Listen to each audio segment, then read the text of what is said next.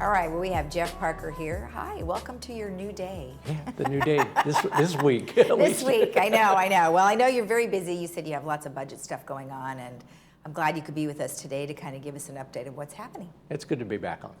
Thank you. So we got COVID numbers, which are all trending in the right direction, and so we have some news. So go through the numbers first, and then I'll mention what we, news media and what the county's saying with regards to moving to the yellow tier. Great, okay. So COVID numbers as far as cases, real low, 58 cases, especially when you compare that to 7,000 plus tests. Right. So again, that the important thing, we'll see that on the next slide, is how that has to do with the equation of how many cases per 100,000 population, which is one of the critical areas. Right. Unfortunately, there were 9 fatalities reported yesterday, 3 from assisted living or skilled nursing, and then 6 from normal residential. That's fluctuating. It's interesting. We had 0 the day before, and then it went to 9. So I don't know if that's sometimes that's accumulation of a few days. Right. But it's unfortunate nonetheless. Yeah. Good news, hospitalizations and ICUs continue to go down. Only 84 total hospitalizations and now just 18 in ICU. So again, the critical nature there is that the vaccinations are getting more and more prevalent. The impact on ICUs becomes less and less, and that's the win that everybody wants. Exactly. Now, I haven't heard any announcements, so I'm kind of assuming, but I don't want to assume if it's wrong. We can now do surgeries, right? Elective surgeries. So that's started all over again. It has. Okay. That's my understanding. Okay. The hospitals are doing that because they have the capacity of them. Great, because I know that there were people who've been put off doing that, and especially them, they closed it, and then now they've opened it back up. So that's great news. Definitely check with your physician, check with the hospitals, make sure that they can schedule it and everything like that. But I do believe that they're now re-engineering that. Perfect, good. And then Laguna Woods is stable. Yeah, our numbers haven't changed for a week. We're still at 413 total cases and 50 fatalities. That's, again, the community of Laguna Woods, not just the village. Right. But the fact that we don't move at all on the needle for a week and only 2 additional cases in the last 2 weeks, that shows that we're stabilized and heading certainly in the right direction relative to all of Orange County. Exactly. Well, we've been speaking to our assemblywoman and supervisor, and the testing is still going, although I do hear that they're going to be closing a couple of those sites just to kind of centralize the vaccinations because there are just not as many people who are going at this time. That's true. We've seen reports that in Anaheim in a couple of cases where the first time people went there, it was packed. The second time they went for their second shot, there's tables that people are just waiting there to give vaccinations. Right. So I think that's where you're seeing the transition to no longer needing appointments in some cases. You can just walk in and get that. I think we'll see vaccinations increase now that the Pfizer's been approved for I think it's 15 to 18-year-olds. Yes. So you'll be able to get your teenagers in to get vaccinated. So that's going to help too. Great. And that may actually be a lower age, it may be 13 to 18, but I know there was some concern of going any lower than that, primarily based on how they grow. They just approved that, the federal government that oversees it just approved the Pfizer thing, and the CDC is reviewing it right now. So. Oh, okay. All right. Well, good to know.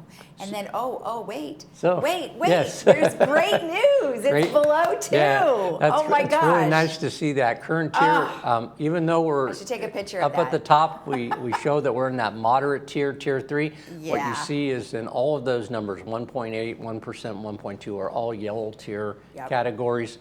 And what is reported is now that we've reached this, it's a 7-day lag. So they're basically looking at next Tuesday would be when we would hear the announcement that we're actually going into the yellow tier. Hasn't happened yet, but we have all the numbers to say we should be there. And so what they do is they want you to be in that grouping for around 3 weeks type of thing and then move in, but we'll be able to do it. And that's good because that opens up the capacities in so many things. Yeah. Not just here at the village, but outside the village for movie theaters, for restaurants. A number of things can open up to a greater capacity, so that's great news. That feels more normal. right? Yeah. I mean, that feels more like what we used to. And then as soon as we can get, not have to wear the masks anymore, I think that'll be even better. I mean, they're kind of leading us on, like, okay, now you can have this, and then they'll let you, further down the line. So there's a couple of things I wanted to mention because of this good news too, is that we are now, and we have been evaluating how we're going to start to look at reopening here with regards to our clubs and our community centers.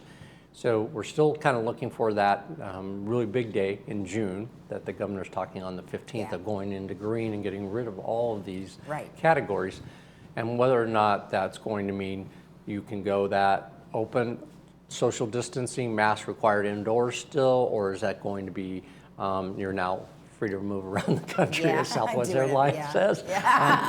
We'll see how that plays out. But if that does occur in the middle of June, then we're gearing up towards how are we going to reallocate our staff and get things going so that we can really go full bore in July and be back to what we really want to call back to normal. I know. I mean, there's so many clubs that I speak with that are so anxious and excited to know that they can get back together again. Use the clubhouses as best as we can allow them to, and so I think they're all going to be really happy. I think we should throw a big party. Well, and a lot of we've even had comments about, well, are we going to check for vaccinations and stuff like that. Right now that's not our plan.